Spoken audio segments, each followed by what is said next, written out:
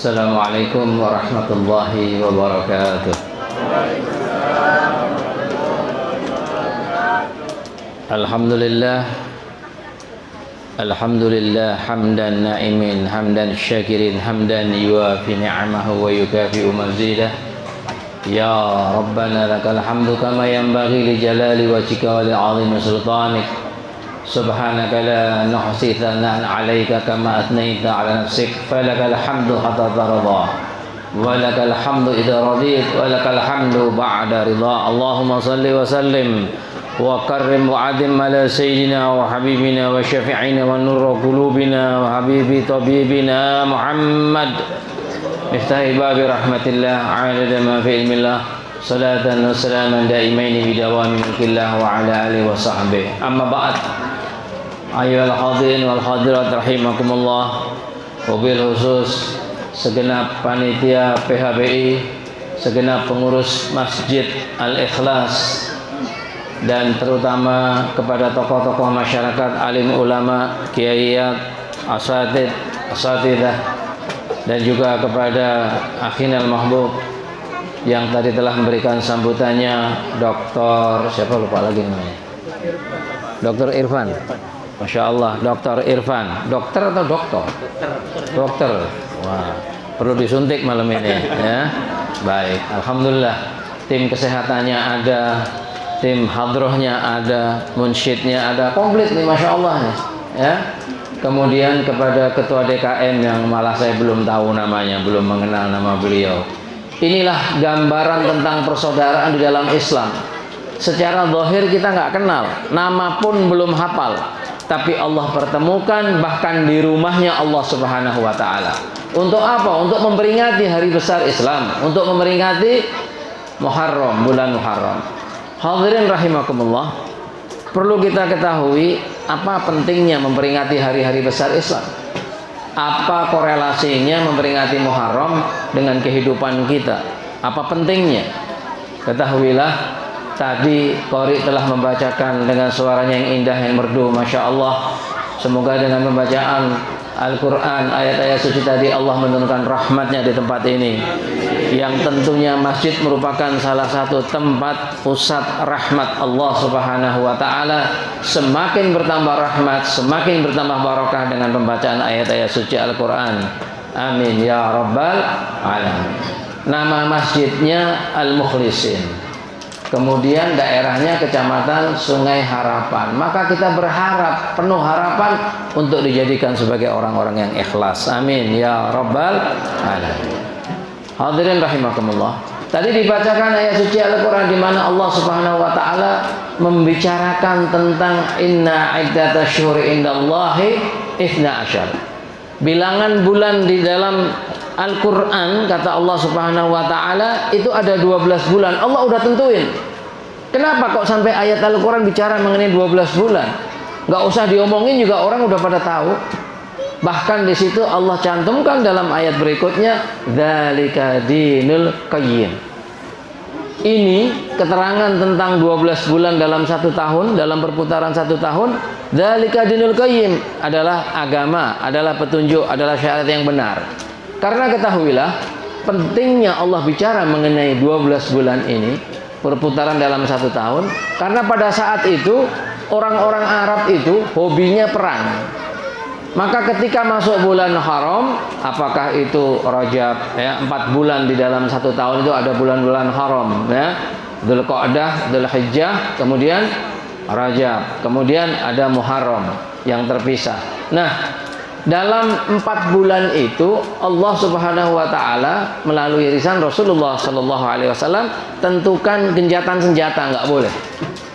Makanya kita mengenal ada tanah haram, tanah suci ya, baik di Mekah ataupun Madinah.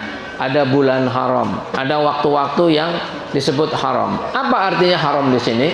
Bukan bulannya haram, bukan tanahnya haram, tapi yang diharamkan oleh Allah Subhanahu wa Ta'ala untuk berbuat sesuatu di tempat itu. Contoh, ketika kita ada di Mekah, mudah-mudahan semua di antara kita yang belum pernah ke Mekah, Allah takdirkan ke Mekah. Mudah-mudahan semua di antara kita semuanya, juga tetangga, sahabat, komplek perumahan ini yang mendengar semuanya, Allah takdirkan bisa umrah haji ke Madinatul Rasulullah sallallahu alaihi wasallam. Amin ya rabbal alamin. Kalau kita ada di Mekah, itu di tanah haram nggak boleh mindahin pohonnya, mindahin batunya, atau membunuh binatang, nggak boleh. Di tempat yang lain boleh. Kalau di sini saya ngambil batu misalnya, saya pindahin dari situ ke situ, nggak ada masalah kan? Tapi kalau di Mekah nggak boleh.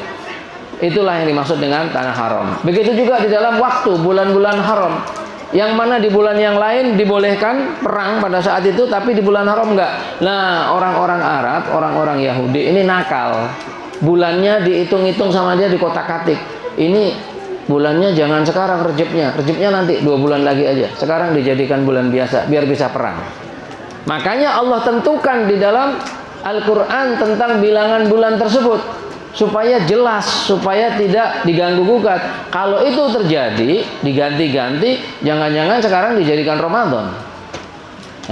Bisa aja nanti, Ramadannya sekarang aja deh. Kenapa? Musim dingin enak. Nanti kalau pas Ramadan musim panas. Loh, kok enaknya mindah-mindah bulan semaunya? Al-Quran membicarakan tentang hal itu. Maka dari itu, ketika kita mengadakan peringatan hari-hari besar Islam, itu menjadi bagian dalam satu firman Allah, wa may yu'azzim sya'airallah fa innaha min taqwal qulub. Ya.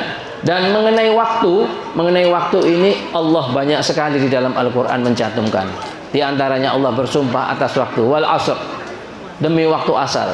Innal insana lafi husrin illal ladzina amanu, dan seterusnya. Di dalam ayat yang lain Allah bersumpah demi waktu yang beda, wal fajri walayali 'ashr. Dan masih banyak wadduha, waktu duha, dan seterusnya dan seterusnya. Allah banyak bersumpah, banyak bicara mengenai waktu. Karena apa? Waktu ini penting, hadirin. Maka dari itulah Al-Imam Ghazali radhiyallahu anhu arda, beliau mengatakan sebaiknya di akhir tahun, setiap akhir tahun dan di awal tahun, seperti kita sekarang ada di awal tahun, jadikan sebagai bahan renungan. Supaya kita ini sadar, supaya kita ini bisa merenungkan, bisa menyadari, bisa menghitung-hitung amal kita yang sudah lewat kemarin. Selama 1 tahun udah ngapain aja. Lalu tahun yang akan datang ini yang sedang kita jalanin, mau ngapain, mau bikin program.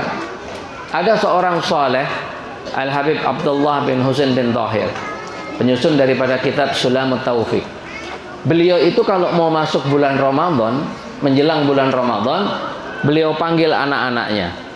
Wahai anak-anakku, istrinya juga semua, keluarganya dikumpulin. Lalu dia bertanya, ini mau masuk bulan Ramadan, kamu wahai anakku yang paling tua, kamu punya program apa di bulan Ramadan? Maka si anaknya menjawab, saya mau banyak membaca Al-Quran, mau tilawah Al-Quran, memperbanyak tilawah Al-Quran. Bagus. Lalu kamu, satu-satu anaknya ditanya, punya program apa? Termasuk istrinya. Lalu sudah selesai semua, sudah terakhir, anak-anaknya nanya ke bapaknya, Bah, untuk abah sendiri programnya apa? Kata abahnya apa? Saya nggak punya program khusus. Loh, kita anak-anaknya semua ditanyakan, semua suruh bikin program Ramadan. Kok abah nggak ada program? Iya, karena program saya sudah nggak ada lagi yang kosong, sudah penuh full. Waktu saya sudah nggak ada lagi. Kalau di antara kalian ada yang bisa jual waktunya ke saya mau beli. Berapa waktu bisa saya beli? Saya mau beli. Supaya ada waktu tambahan untuk taqarrub ilallah, untuk ibadah, untuk aktivitas, untuk program. Ini para ulama kita seperti itu. Beliau, Al-Habib Abdullah bin Husain bin Tahir ini, ibadahnya, amalnya bagaimana? Dalam setiap harinya beliau membaca kalimat La ilaha illallah 25.000 kali. Lalu membaca kalimat salawat kepada Rasulullah SAW 25.000 kali. Lalu beliau mengajar, menyusun kitab. Lalu beliau ibadah-ibadah yang lain, yang sunnah maupun yang wajib. Kapan ada waktu lagi? Sudah tidak ada waktu lagi. Nah, kita punya program nggak di tahun yang akan datang ini? Maka jadikan ini awal tahun ini sebagai renungan, sebagai bahan untuk kita membuat program-program dia tahun atau di waktu-waktu yang akan datang. Al-Imam Ali bin Abi Thalib karamallahu wajhahu wa radhiyallahu ta'ala anhu wa ardah, beliau mengatakan dalam satu ucapan, bahkan sebagian ulama mengatakan ini adalah hadis Rasulullah sallallahu alaihi wasallam yang diriwayatkan daripada Al-Hakim. Apa kata Imam Ali bin Abi Thalib? Kalau hari ini, hari waktu kalian ini, hari ini lebih bagus dari kemarin, berarti kalian beruntung. Tapi kalau hari ini sama dengan hari yang kemarin, berarti kalian merugi. Adapun kalau hari ini lebih buruk daripada kemarin, berarti kalian dikatakan al-mal'un, celaka. Maksudnya bagaimana? Amal kita hari ini dibandingkan amal kemarin, bagus mana? Amal kita tahun ini dibandingkan dengan tahun kemarin, lebih bagus mana? Kalau sama, berarti mubazir kita, rugi kita. Kenapa? Waktu berlalu, semakin mendekati kepada kematian, tapi amal kita tetap aja nggak berubah. Ibadah kita tetap aja nggak berubah. Iman kita tetap aja segitu-segitu aja, nggak nambah. Sebaliknya, kalau sampai waktu sekarang atau tahun ini lebih buruk daripada tahun kemarin, na'udzubillah min dzalik, berarti kita orang yang celaka, bukan rugi lagi. Karena apa? Waktu itu nggak bisa mundur.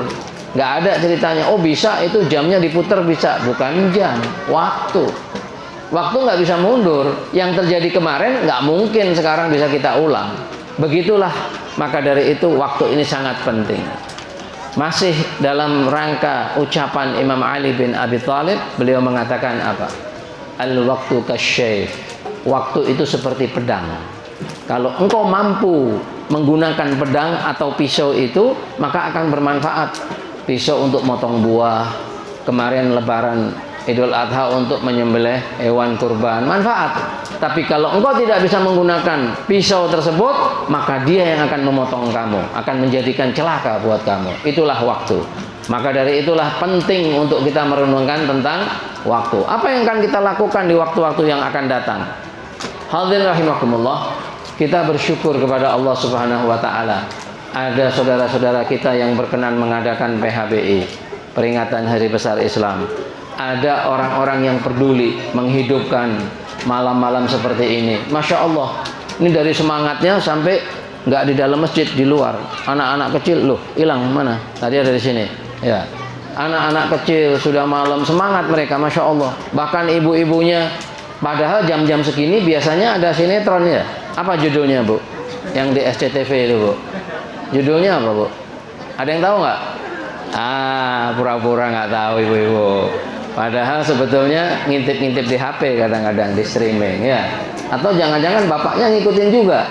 Masya Allah. Jam-jam segini, jam-jam seru-serunya sinetron ini.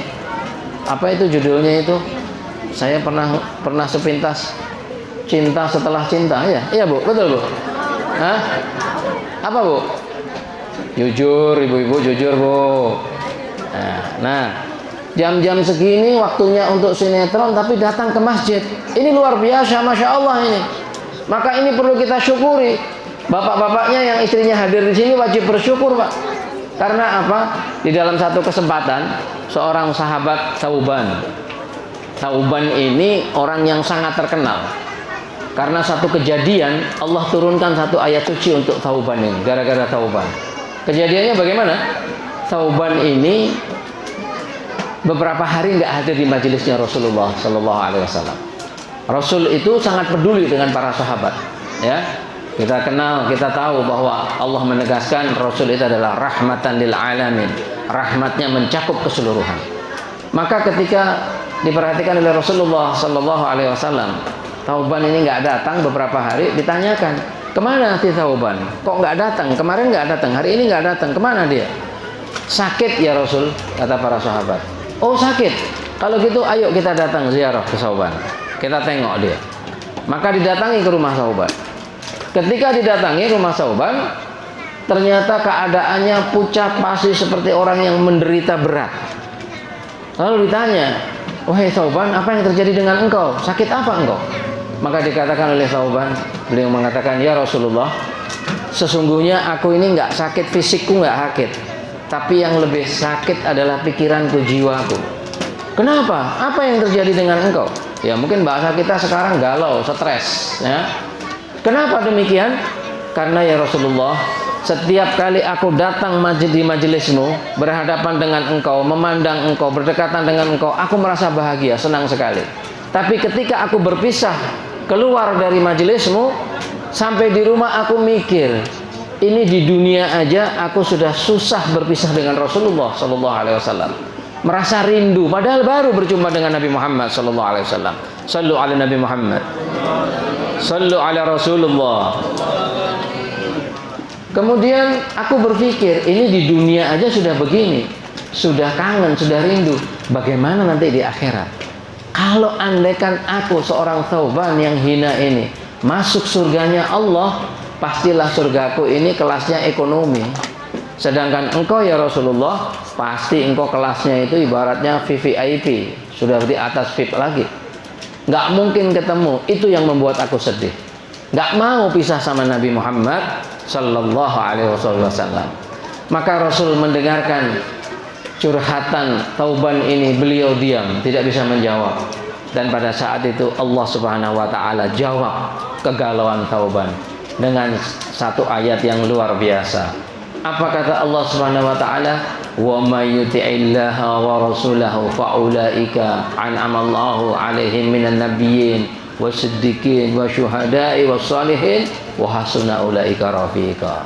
Ayat ini jawaban untuk kegalauan, untuk kesedihan, untuk kerinduan Thauban kepada Rasulullah sallallahu alaihi wasallam. Allah tegaskan, wa may yuti'illaha wa rasulahu, barang siapa yang taat kepada Allah, taat kepada Rasulullah, maka kelak akan dikumpulkan bersama-sama dengan orang-orang yang telah menikmati, mendapatkan nikmat dari Allah, daripada golongan minan nabiyyin wasiddiqin wasyuhada wassalihin, daripada golongan para nabi, orang-orang yang shadiq, orang-orang yang saleh, dan mereka adalah sebaik-baiknya golongan untuk engkau bergaul dengan mereka.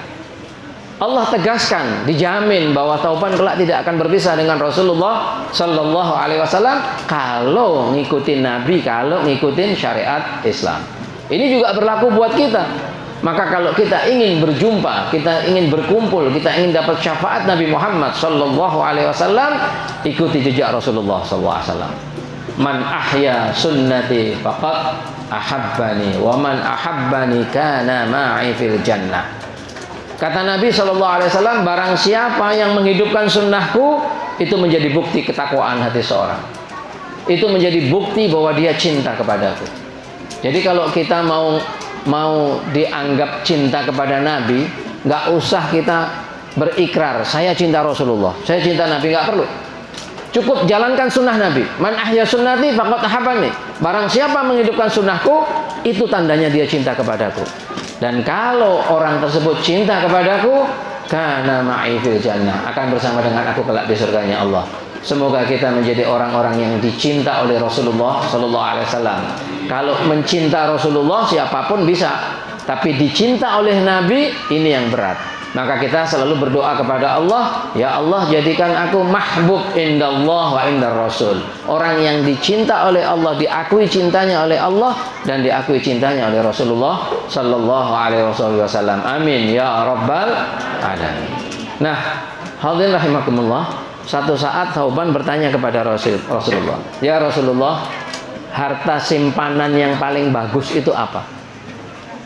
Harta simpanan yang paling bagus itu apa? Apakah emas, perak, dinar, dirham, unta, kuda, villa, rumah, ya, mobil, toko, apa? Apa harta paling bagus? Kata Thauban bertanya kepada Rasulullah SAW. Maka Nabi menjawab, lihat tahadu ahadukum, hendaknya di antara kalian itu lisanan dzakiran wa qalban syakiran wa zaujatan tu'linatan mu'minah.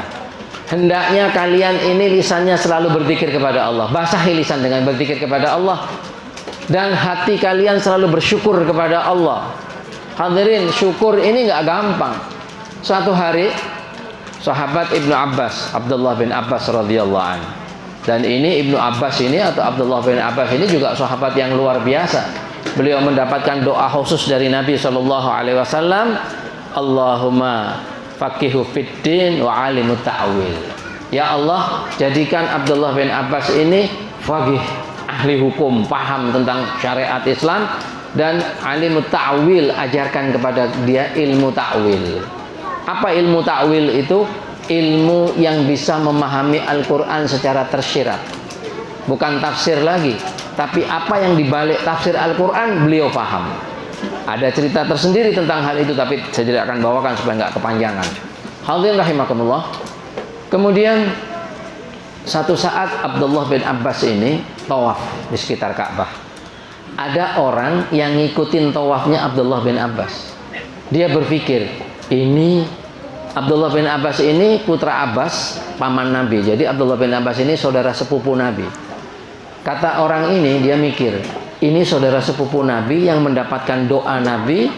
Ini orang hebat, orang luar biasa. Abdullah bin Abbas ini memiliki tafsir Al-Quran. Sampai sekarang masih ada tafsir Ibnu Abbas, ya, tafsir Abdullah bin Abbas. Lalu orang ini berpikir, hebatnya Ibnu Abbas ini, aku ingin tahu doa apa yang beliau panjatkan ketika tawaf. Maka diikuti dari belakang, muter putaran Ka'bah atau tawaf 1, tawaf 2 dan seterusnya. Tawaf itu berapa kali, Bu?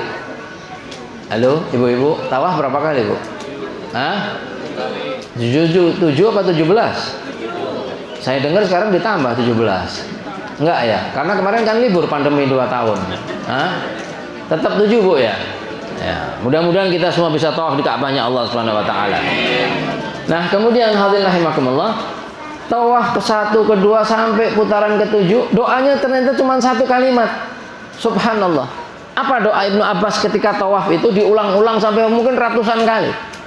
Allahumma ja'alni minal ghalil, Allahumma ja'alni minal ghalil, Allahumma ja'alni minal ghalil. Diulang-ulang itu. Ya Allah, jadikan, masukkan aku dalam golongan yang sedikit. Doa apa ini? Sehingga sampai orang yang mengikuti tadi, ketika Ibnu Abbas selesai tawaf, ditemui, wahai putra paman Rasulullah Sallallahu Alaihi Wasallam, aku tadi ngikutin tawaf kamu, tapi aku bingung. Aku dengarkan doa kamu, itu doa apa? Aku nggak pernah dengar Rasulullah mengucapkan doa itu atau mengajarkan itu. Doa dari mana itu? Maka kata Ibnu Abbas apa? Tidakkah engkau membaca Al-Quran di mana Allah Subhanahu Wa Taala berfirman, wa qalilum min ibadiyas syakur, sangat sedikit daripada hamba-hambaku ini, kata Allah, yang bersyukur. Aku ingin menjadi golongan yang sedikit yang dikatakan Allah sebagai ahli syukur. Itu makna daripada doanya Ibnu Abbas. Dan ini menjadi dalil buat kita juga bahwa doa untuk orang tawaf itu nggak harus pakai doa apapun, bebas, wajib. Tidak ada kewajiban tertentu, bebas. Mau doa apa aja bagus semuanya. Maka dari itu hadirin rahimakumullah, menjadi orang yang bersyukur ini nggak gampang. Ya, sebagaimana Rasulullah Shallallahu Alaihi Wasallam ajarkan kepada sahabat yang lain, Mu'adz bin Jabal, ya Mu'adz, aku berwasiat kepadamu setiap habis sholat jangan engkau tinggalkan doa ini. Apa doanya? Allahumma a'inni ala dzikrika wa syukrika wa husni ibadatik. Subhanallah, jangan lupakan doa ini. Wasiat Nabi kepada sahabat Mu'adz bin Jabal, Allahumma a'inni ala dzikrika wa syukrika wa husni ibadatik. Doanya pendek, kalimatnya ringkas, tapi artinya luar biasa. Dan di situ satu kalimat, wa syukrika, ya Allah, masukkan aku dalam golongan orang-orang yang bersyukur, yang bisa bersyukur kepada Engkau. Penting ini bersyukur. Maka dari itu bahkan dikatakan oleh hadis Nabi Shallallahu Alaihi Wasallam, agama itu terdiri daripada 2 hal, syukur dan sabar. Jadi kalau orang punya sifat syukur, berarti dia sudah menguasai 50% agama. Orang punya sifat sabar dan syukur, berarti 100% agama telah dia kuasai. Maka bapak-bapak yang melihat ibunya hadir di sini, bersyukur, Pak. Alhamdulillah, istriku hari ini nggak nonton sinetron. Mudah-mudahan besok terus bisa begini. Mudah-mudahan. Tapi bukan datang ke sini untuk seperti ini kan, peringatannya cuman sekali-sekali, nggak tiap hari. Jadi besoknya ngapain? Tadarus, ya. Dipimpin oleh bapaknya, jangan ibunya disuruh tadarusan, suruh ngaji, bapaknya gantian nonton sinetron. Waduh, ribet dah urusannya, ya. Nah, hadirin rahimakumullah, itulah. Kemudian yang ketiga, kata Nabi Shallallahu Alaihi Wasallam, liyatahadzu ahadukum lisanan dzakiran wa qalban syakiran wa zaujatan mu'linatan bil amali.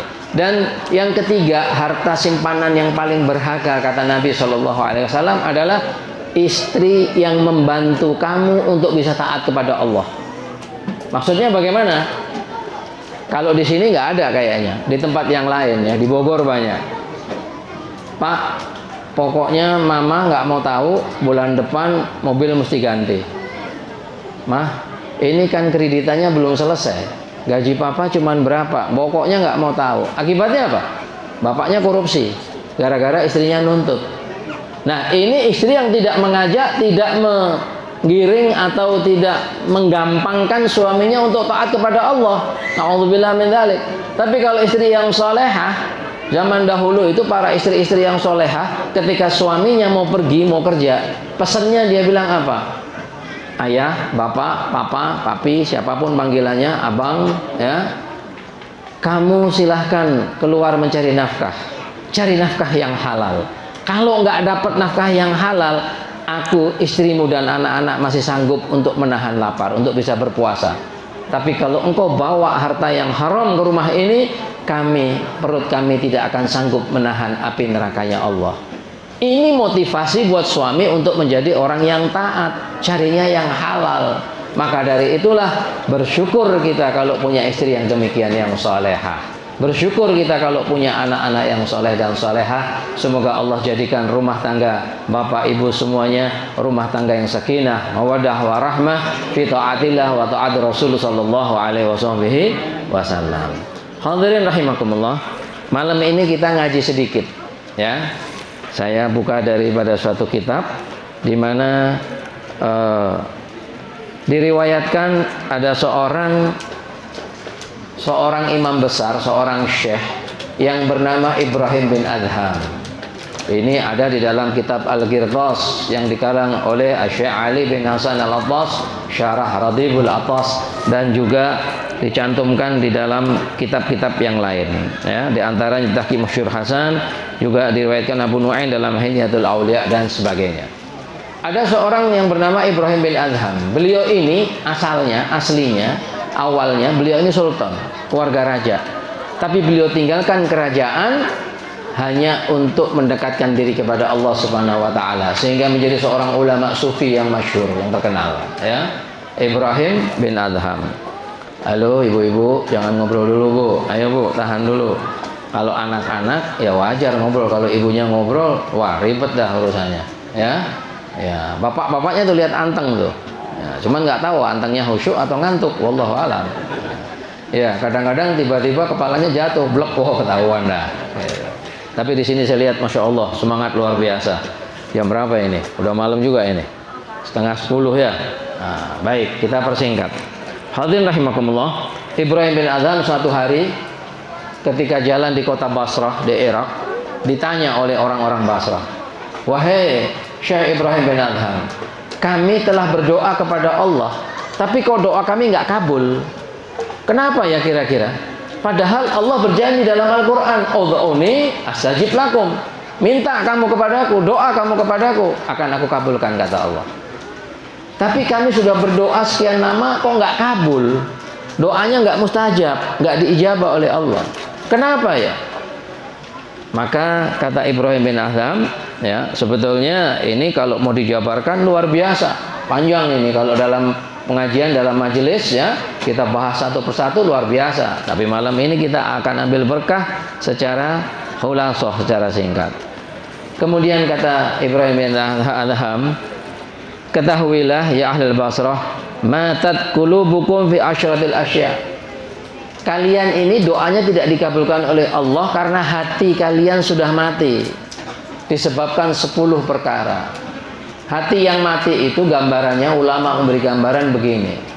Kalau ada tanah yang subur, tanah yang biasa, ya, kadang-kadang cuman kena air hujan aja tumbuh rumput, tumbuh tanaman, tumbuh ilalang dan sebagainya.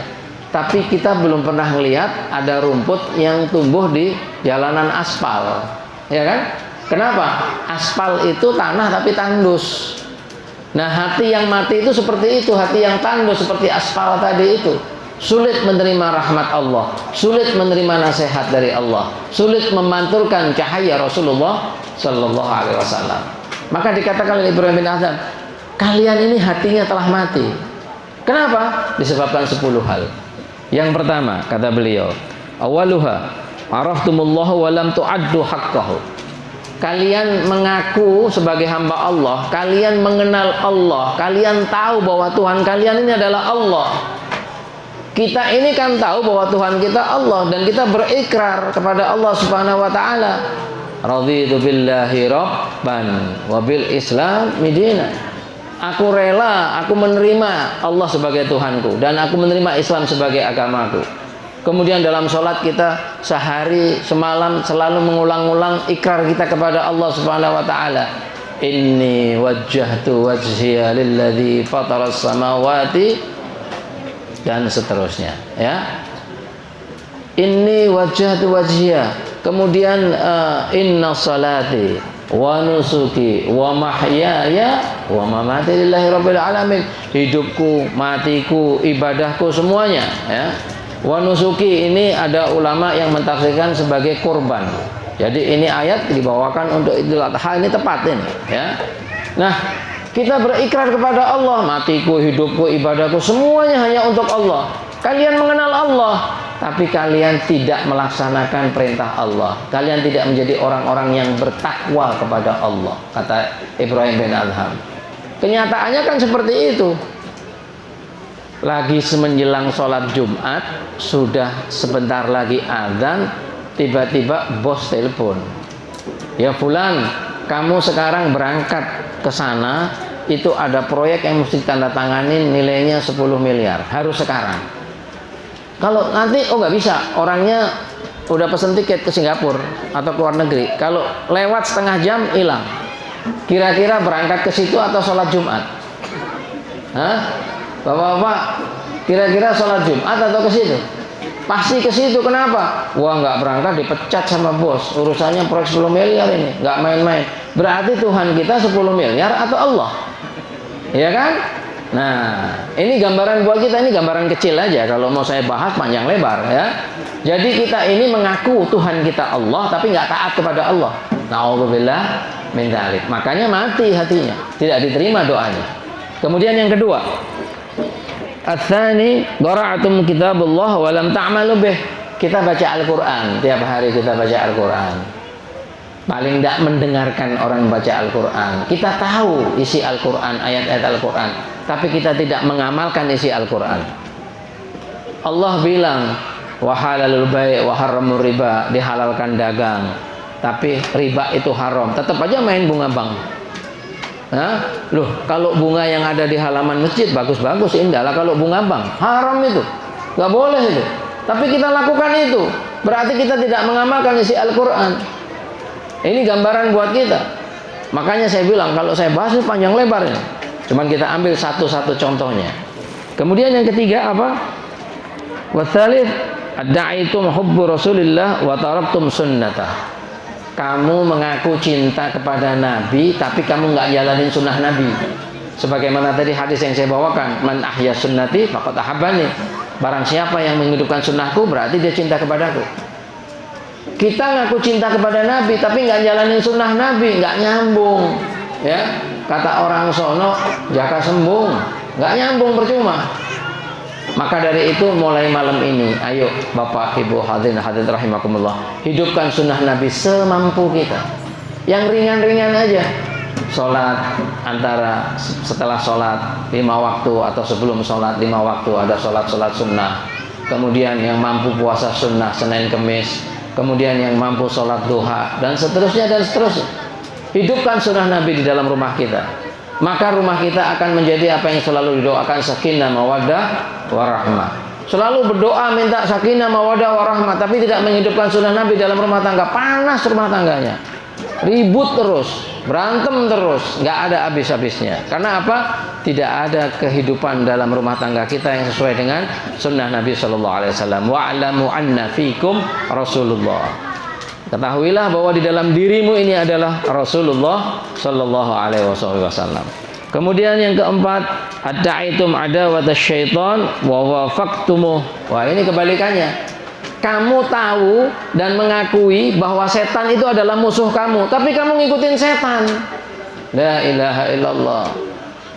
Ini contoh ini. Bapak-bapak kerja di industri, di pabrik.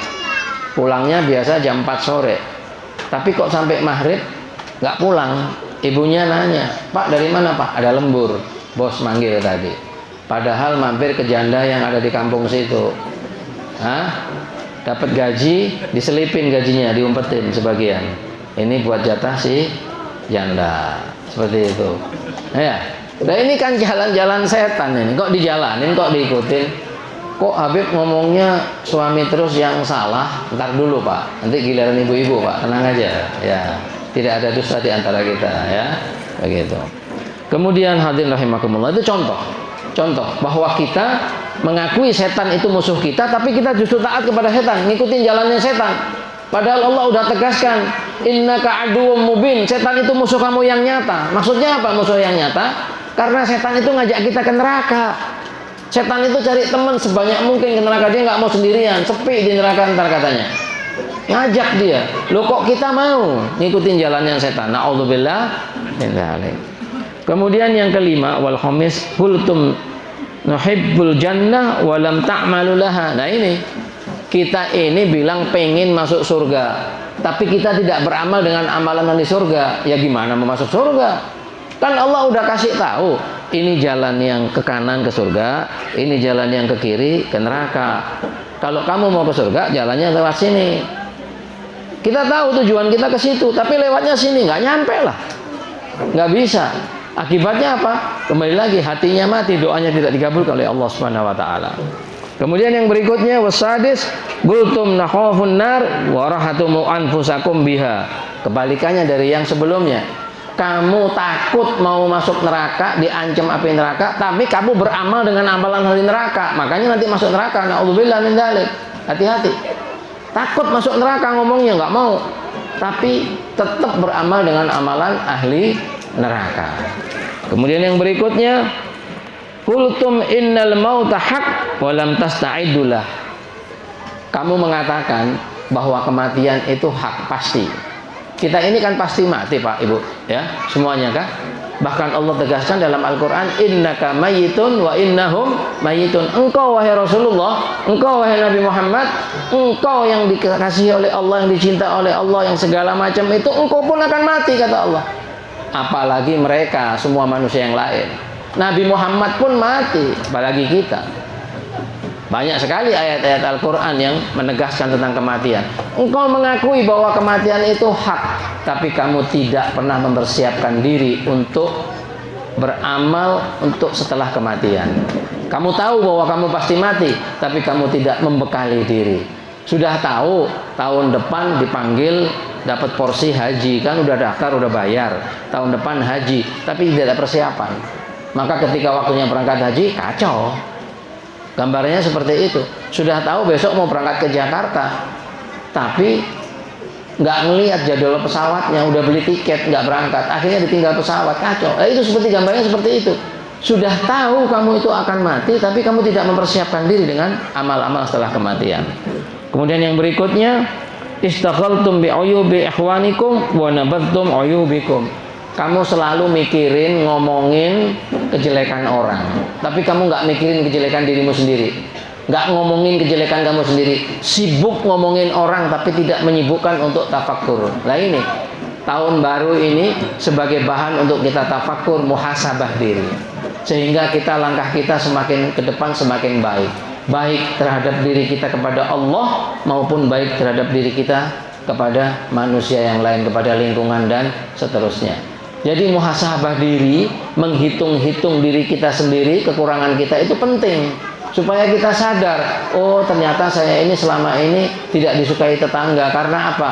Kalau saya lewat cuek, sombong misalnya, mentang-mentang mobilnya warna merah baru, padahal kredit, ya kan? Baru punya mobil kredit udah sombong. Gimana kalau dikasih truk atau bis? Lebih lagi nanti. Jadi muhasabah diri itu perlu. Kemudian yang berikutnya, akaltum ni'mata rabbakum wa lam tashkuruha. Kamu memakan nikmat dari Allah, rezeki dari Allah, tapi kamu nggak mensyukurinya.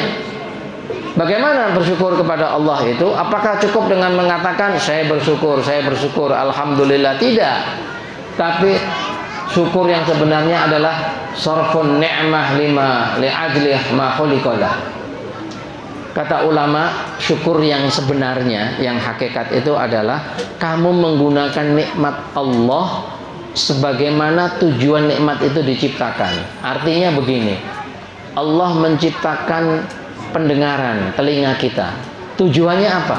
Supaya kita bisa mendengarkan ayat-ayat Al-Quran, supaya kita bisa mendengarkan nasihat, supaya kita bisa mendengarkan sholawat. Tujuan Allah menciptakan telinga atau pendengaran kita ini untuk hal-hal seperti itu.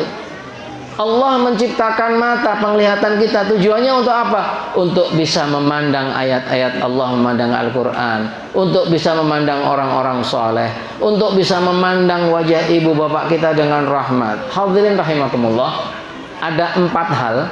Kalau kita memandang 4 ini, mandangnya doang dapat pahala.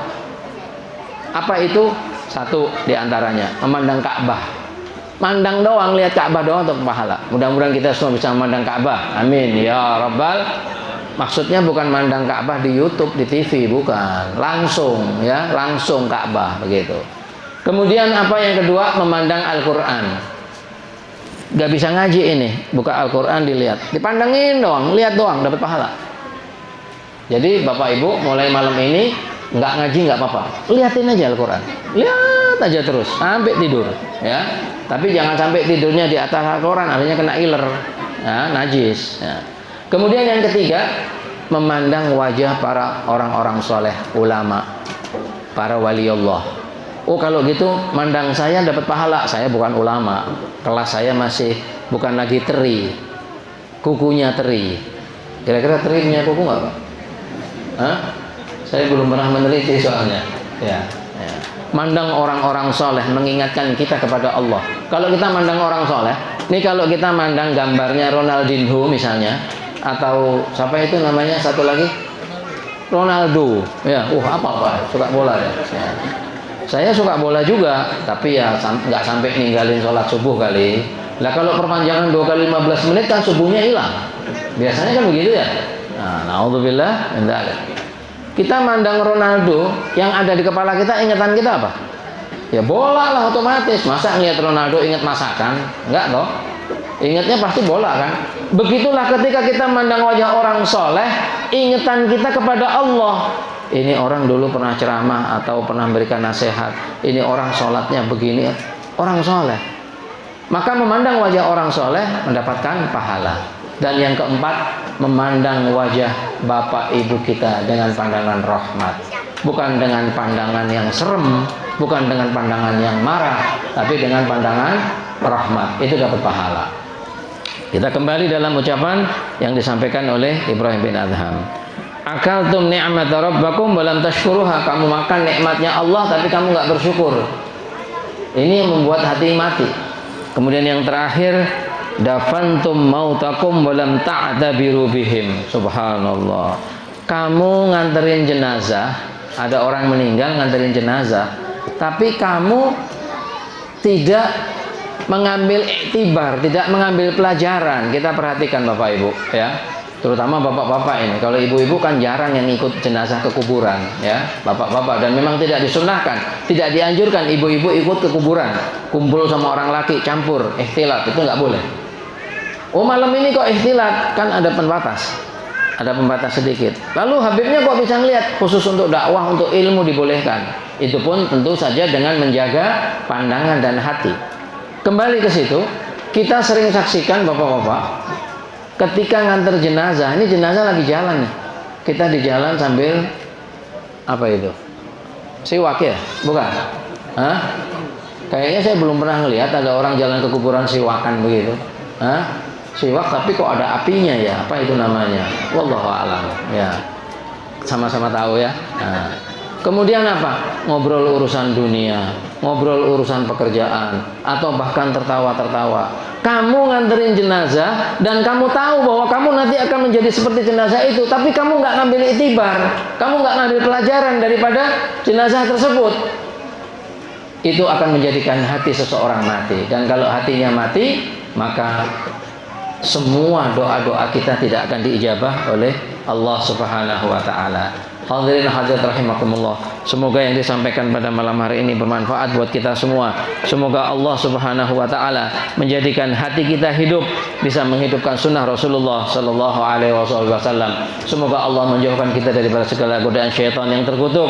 Semoga tempat ini, masjid ini, jamaahnya, tetangga, kampung ini semua mendapatkan rahmat Allah Subhanahu wa taala, mendapatkan ridha Allah Subhanahu wa taala, mendapatkan barokah Rasulullah sallallahu alaihi wasallam, dipanjangkan usia kita dalam keadaan taat kepada Allah dan Rasul, dijauhkan segala penyakit, dijauhkan segala rasa sakit, dijauhkan daripada segala kesulitan, dimudahkan urusan kita, dibukakan pintu rizki halalan tayyiban mubarakan, rizki yang banyak, rizki yang barokah, rizki yang manfaat. Rabbi faj'al mujtama'na ghayatu husnul khidami wa atina ma qad sa'alna min atayakal jisami wa krimil arham minna bilika khairil anami wa plikhil muhdar anna min saladin wa salami.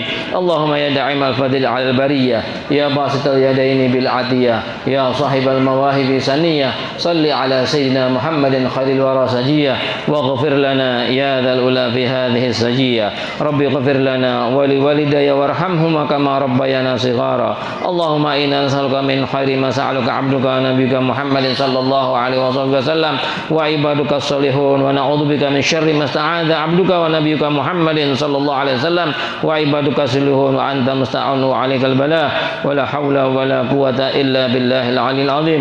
Allahumma inna nas'aluka min khairi kullihi ajili wa ajili ma 'amiltu minhu wa ma lam na'lam wa na'udzubika min syarri kulli wa ajili wa ajili ma 'alimtu minhu wa ma lam na'lam. Allahumma ya muhawwil ahwal hawil halana muslimina ila asanil hal ya rab. Allahumma ya muhawwil ahwal hawil halana muslimina ila ahsanil hal. Allahumma ya muhawwil ahwal hawil halana muslimina ila ahsanil hal.